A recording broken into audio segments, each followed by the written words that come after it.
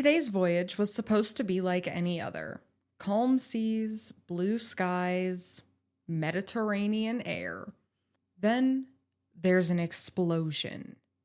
Next thing you know, you're scrambling as fast as you can to get to a lifeboat.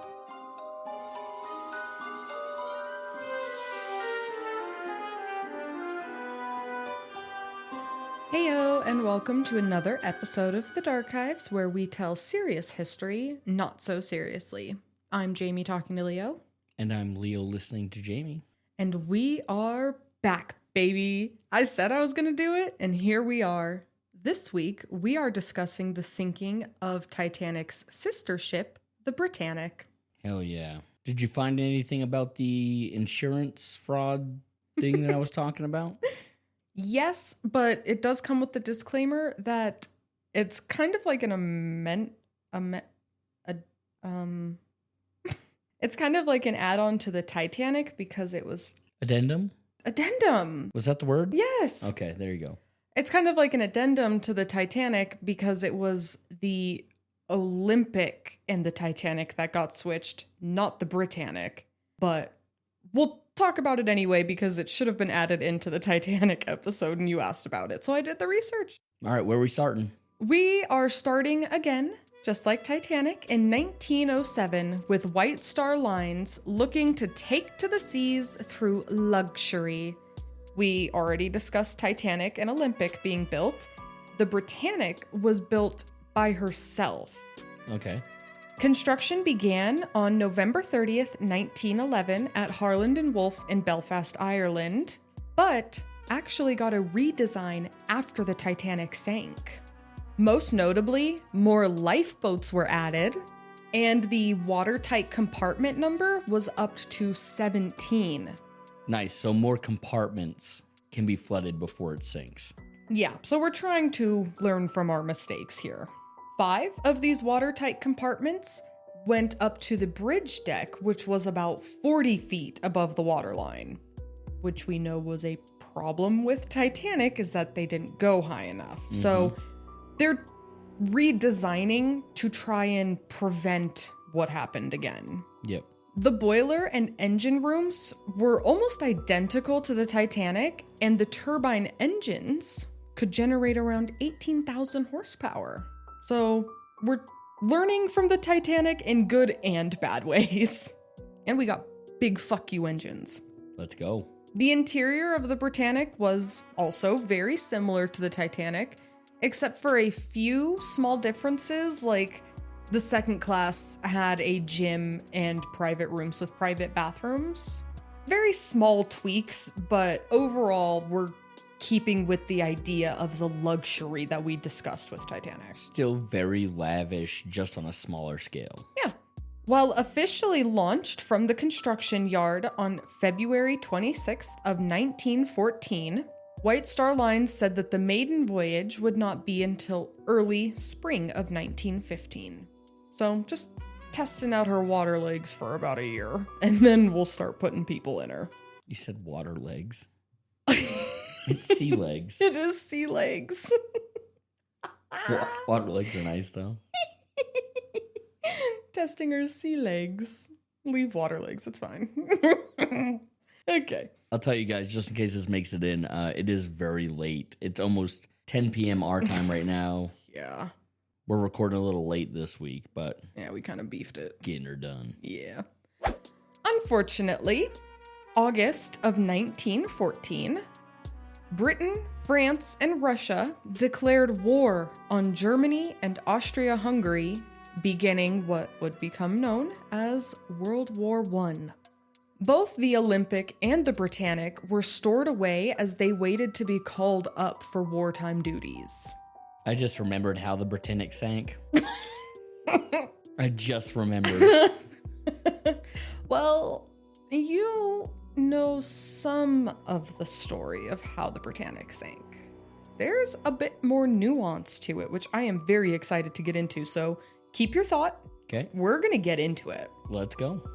The time came on November 13th, 1914, when the Britannic was called upon to be a hospital ship that would transport wounded soldiers back home.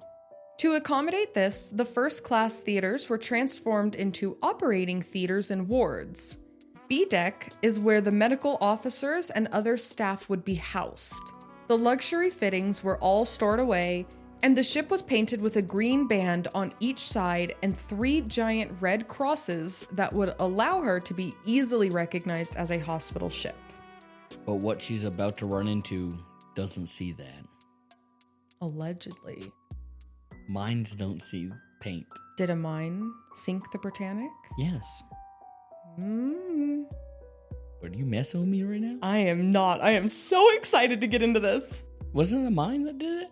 There's pretty compelling evidence for potentially another theory. Oh, so there's a secondary theory, but I'm not wrong. The mine theory is the mine is commonly accepted. That's the theory that we all know, right? Yes, yeah. Okay. I don't know what the other one is, but I do know the mine theory. Yes. December 23rd, 1915, Britannic set off on her maiden voyage, and unlike the Titanic, it was completely successful. She traveled from Liverpool, England to Lemnos, which is a Greek island, and the ship carried 3,300 casualties back home. Nice. Good job, Britannic. Good job, Britannic. For almost a year, Britannic served as a hospital ship and did very well. There were 2 more voyages before the ship was temporarily released from military duty in January of 1916, but it didn't last. The ship was pulled from retirement only 2 months later. Brief little break, but we're getting right back into it, right back into duty. November of 1916, the ship departed from Southampton to once again go to Lemnos. Captain of the ship, Captain Charles Bartlett, aka Iceberg Charlie. Fucking cute name. I don't know. I just thought icebergs and anything to do with the Titanic is not good. It's the sister ship. It is, so we need a man who can navigate icebergs. Get all the iceberg men into this ship.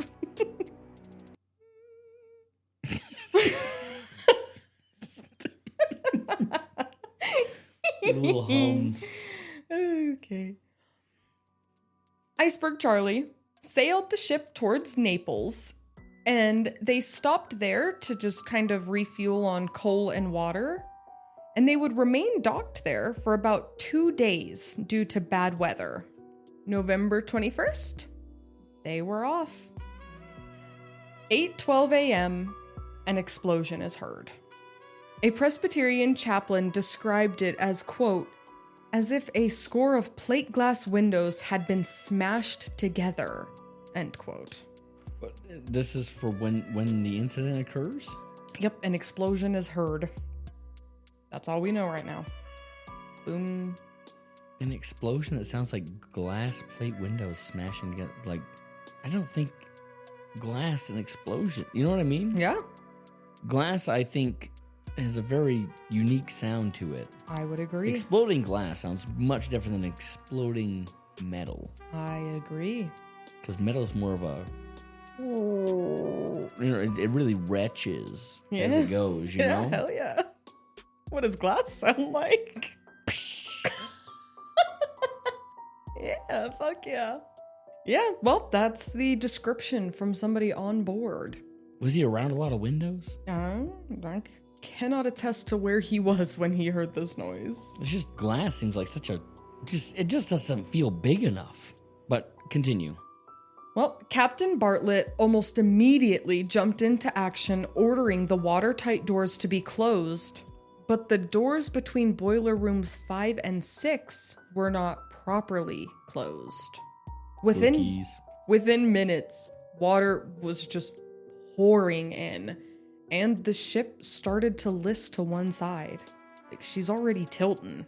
All right, but it's just 2 compartments. Yes, those are the 2 compartments were not properly closed. So we have the point of impact and then allowing the water in. Oh, so you're saying that other compartments might be the reason it's listing. Yeah. And those 2 might be on the way to filling. Yeah.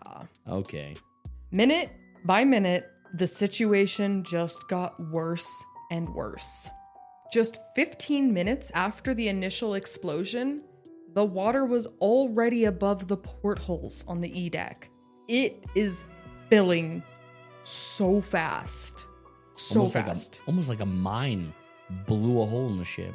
Almost like there was definitely an explosion. Is there a torpedo theory? There's not a torpedo theory. Mines. Now, a problem aboard this ship is that the windows had been opened on the ship in order to allow fresh air into the wards for the patients. So windows are open and the ship is sinking. That is expediting this sinkage. For sure. Captain Bartlett had originally tried to steer the ship to the shore of an island off the coast of Greece, but quickly realized that they were not going to make it in time. A distress signal went out and multiple ships nearby heard it and started immediately coming over to the location. Let's go. Lifeboats being lowered was handled by Assistant Captain Harry William Dyke on the starboard and 5th Officer Gordon Bell Fielding on the port side. Fielding, however, quickly realized a problem on his side. He realized that if he lowered the lifeboats, the propellers would suck the lifeboats into them and massacre everybody on board. Big fucking problem. He realized that because 2 other boats had been sucked in and destroyed by the propellers. You just hear it's like and screaming. Yeah. And it's like, oh, send another one. Screaming. Yeah. Or maybe I shouldn't put any more lifeboats in the water. Yeah. There were 30 people on board those boats. 15 on each. On each one. Yeah. Captain Bartlett then ordered engines off. We're done. Engines off and then put lifeboats down. Okay. Fielding, once he recognized this problem while waiting for the propellers to turn off, he had the lifeboats dangling just about 6 feet above the water. So, yeah, 30 people might have been chopped up, but we stopped any more from going into that. Okay. 8:35, just 23 minutes after the initial hit, orders were given to completely abandon ship. This ship sank so fast. The ship's whistle was blown one last time, and the water was up to the bridge now. The water was so high that Captain Bartlett literally just walked off the bridge and into the open ocean. Yeah, this thing sank so fast. That's crazy. Yeah. Survivors at this time started to hear explosions from within the interior of the rapidly sinking ship. Okay. Could be, I don't know. I'm not some boilers blowing up. Yeah, I was saying I'm not like an engineologist, so I was thinking maybe water getting in there and causing some reaction, the boilers, something like that. But I would think boilers are under a lot of pressure, right? I mean, they're boiling. Hold on. Ship boiler is a closed pressure vessel that converts hot water into high pressure steam. So it's a pressure bomb. Yeah. But why would them going into the ocean cause them to explode? What would cause that? I'm not a pressurologist, but I'm gonna put a guess out here that if a boiler gets submerged underwater, now there's pressure outside of any relief valve that might be there, right? You gotta think like anytime there's pressure, there's usually a relief valve, so that way pressure can only get to a certain point and then it's released. Like The Shining, the boiler. Book? Yeah, in the book, the whole thing was that he had to keep going down to... Because the movie's wrong. Yeah, but the book isn't the whole thing is that he had to keep relieving the pressure. Yeah, well, anyone who hasn't read The Shining, sorry. But yeah. It's been like 30, 40 years. My bad. But yeah, there's always like a release valve to like release excess pressure, right? Okay. So that way it doesn't become a bomb. Yeah, okay. So my not pressurologist brain says... if water covers that release valve, then there's extra pressure outside of that valve, which makes it harder for the pressure to release because there's now a force pushing down on that, which means the pressure inside is getting higher to get out, and ixnay, you got a bomb. Okay. I don't know, but bro science says that that's what I think might have happened. Well, there we go. That might account for the explosions that they heard while the ship was sinking. 9:07 a.m., the Britannic rolled over, and in just the span of 55 minutes, the ship sank.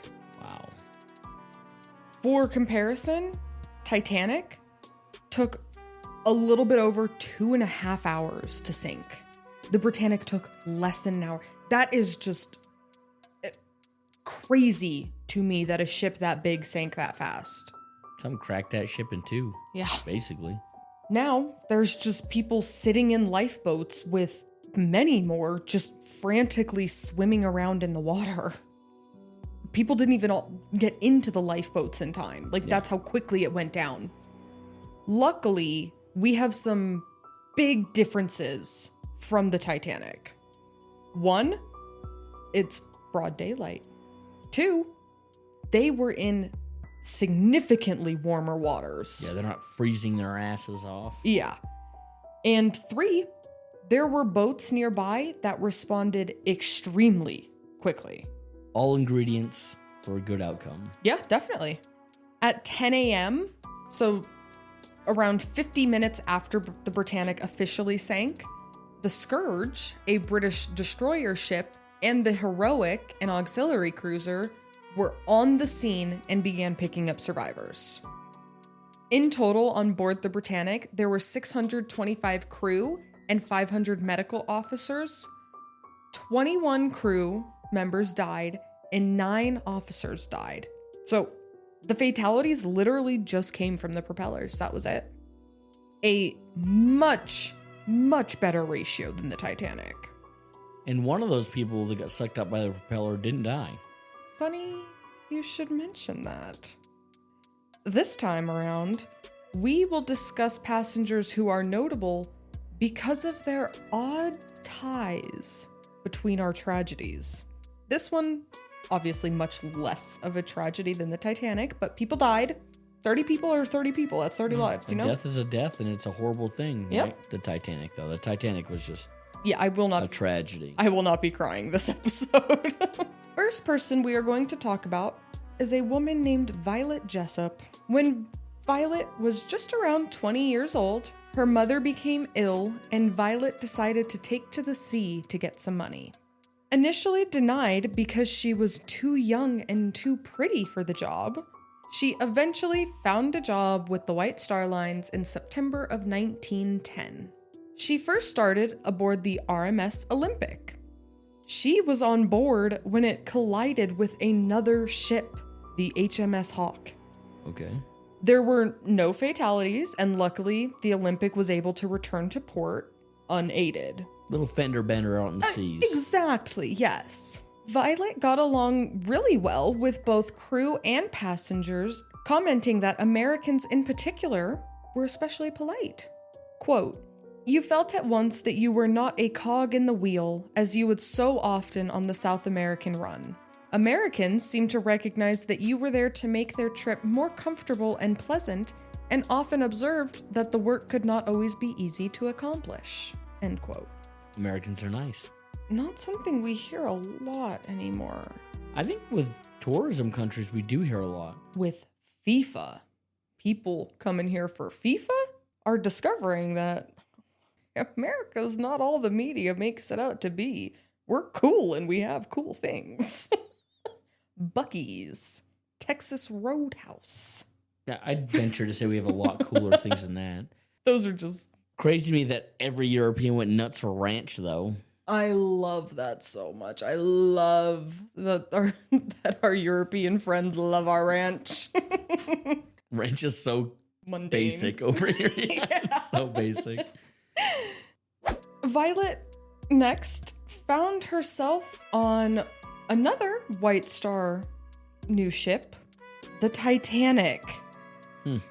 Quote, "Eagerly we joined the new ship, hundreds of curious eyes, each looking for what interested them most." Of course, if you listen to the Titanic episode, which please go do, love that episode, we know what happened next. To her on the Titanic. To the Titanic in general, but yes, Violet was one of the few lucky survivors from that disaster. Violet got away on lifeboat number 16. Bless her. She was aboard a collision on the Olympic, the sinking of the Titanic, and she is on the Britannic. She's not propeller lady, is she? She certainly is the propeller lady. Oh my god, this chick is epic. She's incredible. Violet was loaded onto the Carpathia in the morning after the sinking and said, quote, "We looked without success for so many whom we had ties of friendships. For our dear friend Tommy Andrews, for the good doctor, for the boys that made life aboard easier for us, for good friends in all departments. But they were all among the missing when the roll was called." End quote. Ooh, I got goosebumps. Yeah. Well, they were doing their jobs. Oh, wait a minute. You said all the people who died were in the propeller. They were in the first couple boats. No, I'm so sorry. This was when she was on the Titanic. Oh. I'm so sorry. I said she was boarded onto the Carpathia and then said. Yeah, and they were doing their jobs. They went down with the ship, that's for sure. Violet did stay with the White Star Lines and found herself on the Britannic, unfortunately on the voyage that it was doomed to sink in. She was on a lifeboat that was getting sucked into the propellers, and instead of waiting to be chopped up, she jumped out of the lifeboat. Smart move. Mm-hmm. She was still stuck in the pull of the massive propellers, though, and got pulled underneath the water. She went under, got her head smacked by something hard. Could have been part of the lifeboat, could have been part of the propeller, could have been part of the ship. Yep, she does not know specifically what it was, but she was pulled in toward the propeller. I think it's an okay guess to make that she glanced off of a propeller or potentially a lifeboat. But yeah, that is There's her. so much debris it's going Yeah. in there. It's, yeah. Yeah, It's like being thrown into a tornado and trying to guess what you got hit by. exactly. Yeah. But she resurfaced mostly unscathed. And still uber beautiful. Stunning. All right. Stunning woman. The next person that we are going to discuss is Arthur Priest. Arthur Priest had also been aboard the Olympic when it hit the HMS Hawk Okay. with Violet Jessop. He was also on the Titanic No way. when it sank. And he was one of the men who got out, which that was a very small percentage. Yes, a very low number. Arthur then had the unfortunate luck of finding himself aboard the Britannic. He was on all three of these ships with Violet. After those three, he was aboard two more ships, the Alcantara and the Donegal, both of which sank. If I was him, I wouldn't work on ships anymore. Fuck no. He is known to have claimed that he had to retire from the sea because no one wanted to sail with him. He had a bit of a reputation for being the guy on the sinking ship. Yeah. He's bad luck. Another man that we're going to briefly talk about is a man named Archie Jewell. Archie Jewell was aboard the Titanic as a lookout man when it sank. He was not on duty when it happened. Oh, so he wasn't active. Yeah, he was not on duty when it occurred, but that was his job on the Titanic. How fucking crazy. We have 3 Titanic survivors on board the Britannic, 2 of whom were on the Olympic when it hit. Yeah, pretty well. I mean, must have took care of him good in the aftermath of the Titanic. There must have been some Incentive. nice, incentives that happened after. That's a good way to put it, incentives. Yeah. Archie was able to evacuate on lifeboat number 7, which carried 28 people, while the capacity was 65 people. So, lucky Archie, huh? Yep. Archie was actually one of the people who testified at the British inquiry into the sinking, and he answered around 330 questions about that night. So he was pretty deeply involved with the Titanic. And then got on board the Britannic, and look where we are. We're sinking again. Archie described his escape from the Britannic as this. Quote, "Most of us jumped in the water, but it was no good. We was pulled right in under the blades. I shut my eyes and said goodbye to this world, but I was struck with a big piece of the boat and got pushed right under the blades, and I was going around like a top. I came up under some wreckage.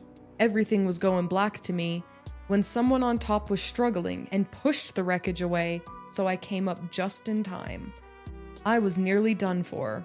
There was one poor fellow drowning, and he caught hold of me, but I had to shake him off, so the poor fellow went under." End quote.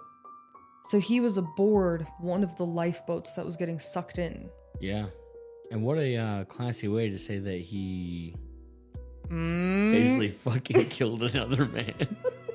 Somebody grabbed him. I mean, who knows? Maybe it would have taken him down too, but he definitely hit self-preservation mode. And imagine it was maybe some kicking and smacking trying to get free of that guy grabbing him. Yep. At that point, it's an SMS. Save my soul. Self-preservation to the end. And he survived, so I mean... At what cost? Knowing that you didn't do all you could do. Well, I don't know. I can't say what I would do in a panic situation like this, you know? I don't think anybody honestly could, unless you've been through one, then you can just recount it. But I think every situation is different. Yeah. You know, sometimes you freeze, sometimes you jump right in, you take control. It all is very situational in what your instincts tell you to do. Exactly. Can't blame anybody for it. There's definitely better choices than others, but you can't blame anybody for what they do in a panic. Yeah, exactly. After the sinking, though, Archie left the White Star Lines and eventually found himself on the SS Donegal. Does that name sound familiar? Yeah, because we just talked about it. Yes. Arthur Priest was also on that ship with him. April 17th, 1917, the SS Donegal was hit by a torpedo and would eventually sink. Unlike Arthur Priest, Archie did not live, and he passed away in this sinking at 28 years old. Fate really kept, in particular, these three together. They were all on the Titanic, and then on other ships before and after the Britannic. Just, that was very interesting to me. Yeah, I mean, well, if you're the company, right, you want people who know how to act in a crisis situation. Yeah, definitely. They lived through it once. They could help more people live through it if it ever happens again. Yeah. Is, I'm guessing, the thought process behind that. Mm-mm. Or maybe they just said, bitch, you're still alive. You get a contract to fulfill. Get over here and make your 30 cents an hour. Oh, could be. That's a made-up number. Thank you for clarifying. Yeah, I don't want people thinking I know what they made back in the day. Now, to get into what we touched on earlier, what sank the Britannic? Mines. We have There's two a theories. We have two theories. One is the most accepted theory that the ship hit a German mine. A German submarine, the U-73, was in the waters of the Kia Channel and had actually seen the Britannic. The sub planted mines along the Kia side of the channel because most large vessels preferred using that side, that route. 2 mine barriers consisting of 6 mines each was laid, and then, boom, eventually the Britannic hit it. The next theory is a bit of a conspiracy theory, but we do have some backup. Okay, I can't wait to hear it because I've only ever heard the mine. Yeah. The next theory is that the Germans had a spy aboard the ship who planted explosives in the boat and that were detonated internally during the shift changes when the watertight doors would be open. I can't wait to hear the evidence. I love the story. It sounds like a great fiction. I'd read this book, but give me the facts. Okay. Immediately after the sinking, British officials accused German officials of sinking the ship unlawfully because the ship was clearly marked as a hospital ship. You know, wartime rules, you cannot sink a hospital ship, right? That's not fair. That's just mean. Also crazy that war has rules to begin with. Well, yeah. Germany turned around and accused Britain of unlawfully transporting weapons on board. and they had a witness to this. The Geneva Convention specifically forbade ships from carrying weapons if they were being used as hospital ships. Right? Hospital ships are totally out of combat. Yep, can't sneak stuff into them. Exactly. A man named Adalbert Franz Messany was a 24-year-old Austrian man who was on board the Britannic after he had fallen ill. While on board, he claimed to have seen many things, including the handling of certain mysterious packages and even about 2,500 English soldiers that were wearing regular uniforms with no signs of being injured or ill. So they might be transporting goods and healthy soldiers. Yes, when they are not supposed to. In total, he listed about 22 examples of wrongdoing on this ship. He was even able to quote some officers who were on board and gave real names, so there is some weight to these allegations. Now, if the Germans got the information that potentially they're transporting people and goods that they should not be, they could have planted a spy who would blow this whole operation up. Yeah, a situation where they're like, hey, if there's any evidence of this, take them out. They're not playing by the rules. We're not either. Yep. But, you can't blame them. Yep. We have no real answers, unfortunately, though, and the actual cause behind the sinking remains a mystery today.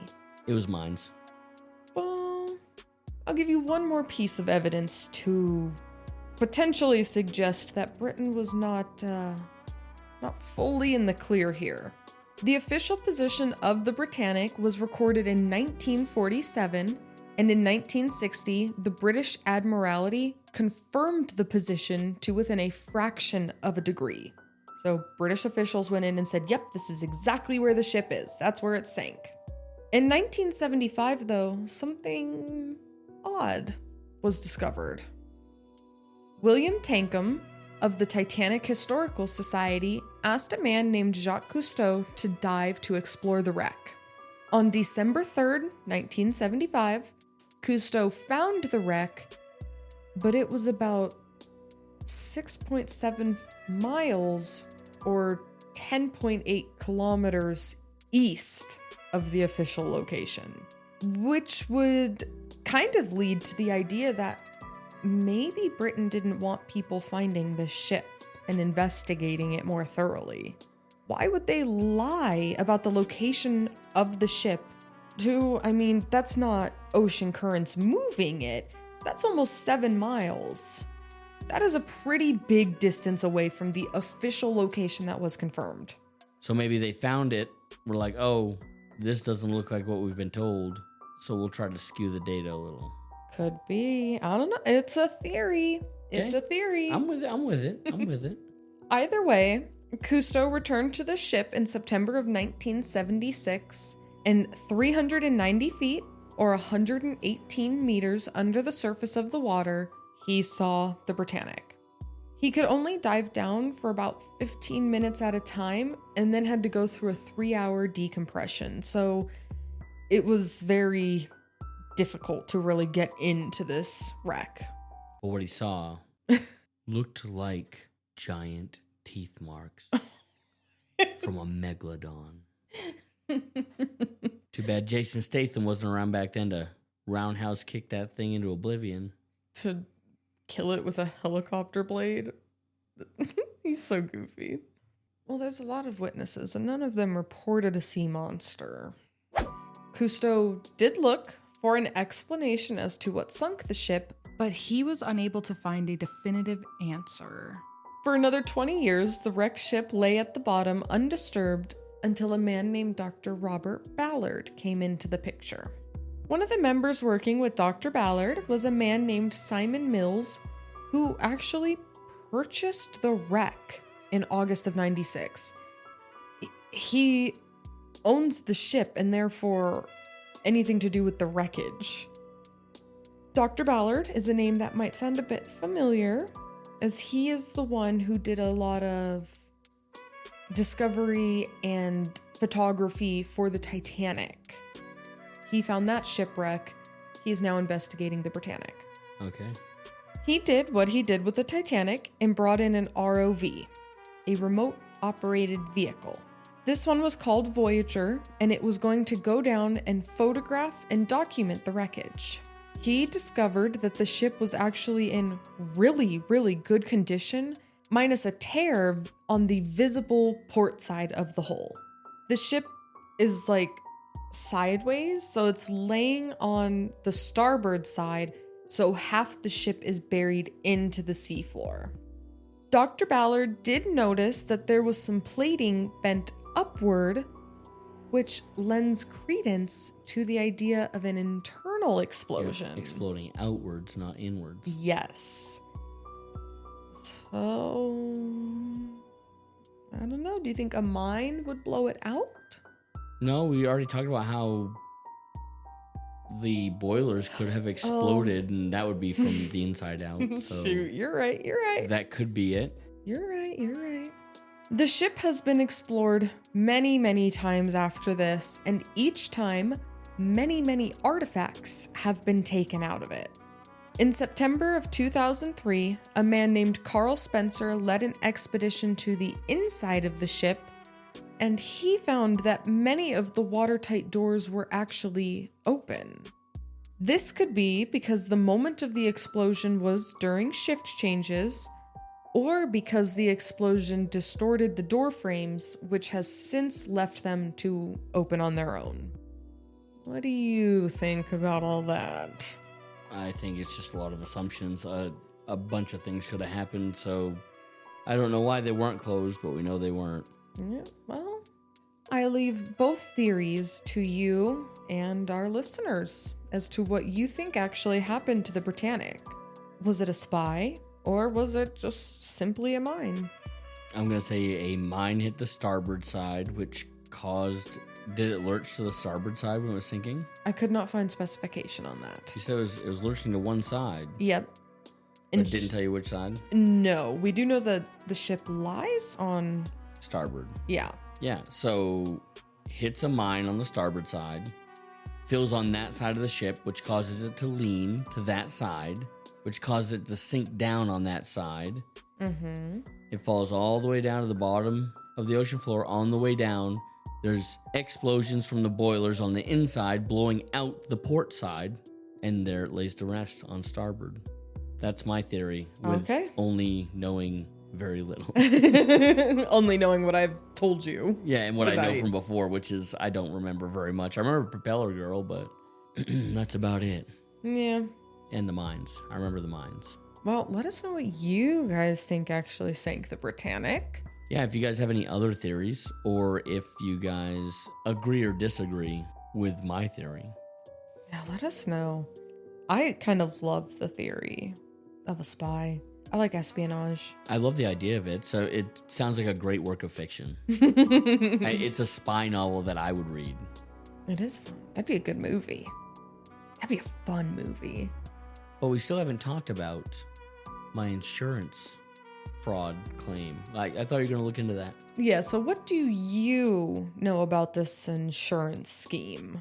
What I was thinking was the Olympic and the Titanic were about the same size, but the Olympic wasn't quite as luxury as the Titanic. Titanic had all the bells and whistles. The Olympic had some of them, but I believe the theory is that it wasn't the Titanic that went down, it was Olympic that went down, and that happened so that they could collect the insurance on the more expensive ship. So what I found in my research is that, you know how we super briefly touched on the Olympic was in an accident with the HMS Hawk. Yes. So what I read is that after this fender bender, as you called it, the Olympic was a problem, right? White Star was found to be at fault for this collision, and now it's damaged. Now it has to be repaired. So what they did was they turned the ship that was the Olympic, that was in the wreck, into the Titanic, and the new ship that was being built still would be turned into the Olympic. The Olympic again. So the theory that was there for the warping of the metal and such in last episode could be from the fender bender from the Olympic before it got renamed the Titanic. Could be. Ooh. Yep. Did you find any research on the whereabouts of the fender bender damage versus the potentially, they were saying there was because of the fire in the boiler room, but instead of a fire, was that maybe where they struck the other ship? I'm going to be 100% honest with you. I didn't get too deep into this rabbit hole, but that is a theory that people have proposed. Now, it seems where you did all the research. How much of that is more of a conspiracy theory versus a probable theory? Well, it's hard because everything says that the conspiracy theory doesn't add up. That it doesn't make sense that the Olympic is lying at the bottom while the Titanic was eventually just retired. So it's hard to say, but there's also a whole bunch with JP Morgan, the man who owns Chase Bank. He had a ticket because he had funded the Titanic. He had put some money into it. He had a ticket to be on board the Titanic, but canceled last minute. And there's this nefarious theory that he kind of implemented the Titanic to sink in order to kill off wealthy people who were like anti-big bank that were on board the Titanic. That sounds like a conspiracy theory. Yeah. Yeah. Not a bad one, but I think that's a little too effed up to be real. Yeah. Well, that's also another fiction I would read. Yeah. Yeah, exactly. So, you could call it either way if you believe in conspiracy theories. If you don't, is the Olympic sitting at the bottom? Did the Titanic retire? Was it just a giant payout because the Titanic was luxurious? Who knows? Was JP Morgan trying to kill people? Anti-big bank? Who knows? So it sounds like my insurance theory is just that, a theory. Yes, it is a conspiracy theory. But I'm still going with mines on the Britannic. Okay. I'm holding fast. It's what I've always known. It's what I know, and that's what I am choosing to believe. Fair enough. Well, guys, with that, I think we will wrap up our Titanic Britannic little sister episodes. You guys can follow us on Instagram or send us an email, both of which are linked in the show notes below. You can also follow, sub, share, do all the things that we know you love to do. And we love when you do it. Yeah, just do that. And we'll catch you guys here next week. Bon voyage! We'll see you guys.